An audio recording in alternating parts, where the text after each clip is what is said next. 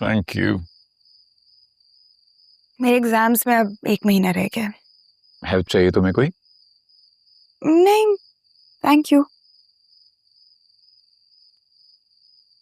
तुम्हारी खाला थोड़ी अजीब नहीं है? क्यों, कुछ हुआ है क्या? तुमसे कुछ कहा उन्होंने?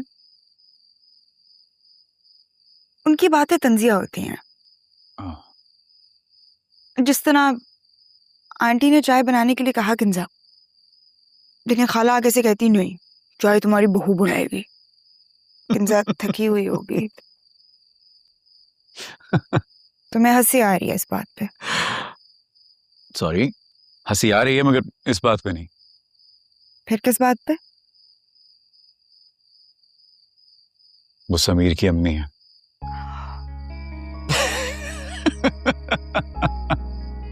हाँ, मगर हो सकता है अपनी बहू के लिए अच्छी हो। It's okay.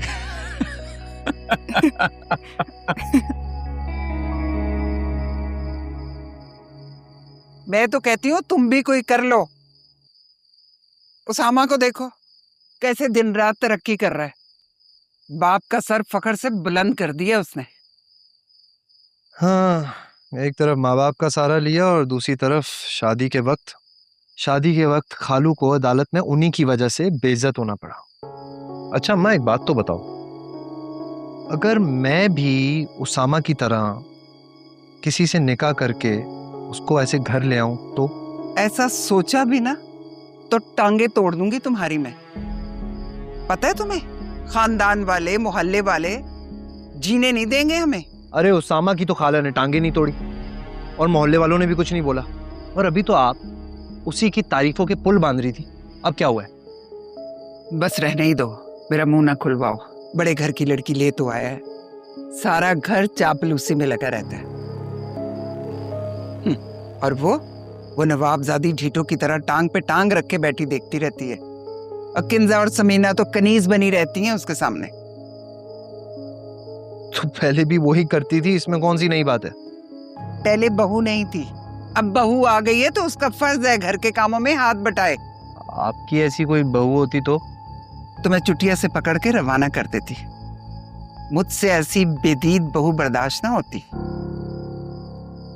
हाँ, लेकिन मनाल की तो छुट्टियां ही नहीं है जो खाला उसको रवाना करे, इसलिए बर्दाश्त करना पड़ रहा होगा।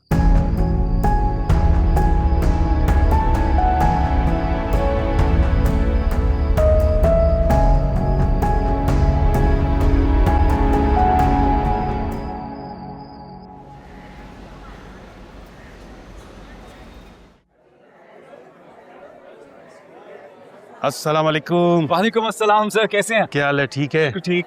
आज 2 बन कबाब बना कर दो। ओके। आज मसरूफियत इतनी थी कि मैं लंच भी नहीं कर पाया। तो केस लग गया था क्या?